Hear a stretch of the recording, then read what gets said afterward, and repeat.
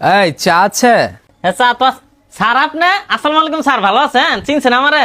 ওয়ালাইকুম আসসালাম। ও আজিজুল, তুমি ওই যে তুমি লাস্টের বেঞ্চে বসতে একদম গাদা একটা ছেলে ছিলা, তোমাকে কতবার করে বলছিলাম ভালোভাবে লেখাপড়া করো।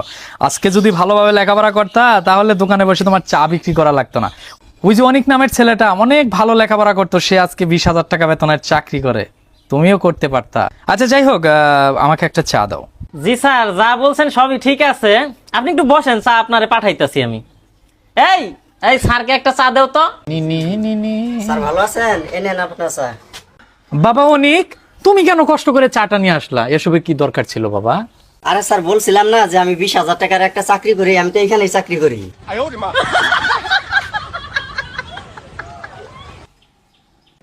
তা বাবা, তাহলে তুমি মাসে কত কামাও? আরে স্যার কি বলবো, লজ্জার কথা, এই আপনাকে দোয়ায় থাকে মাসে 1-1.5 লাখ টাকার মতো। দেখে লেখাপড়া করছি, আজকের থেকে চার দোকান দিব।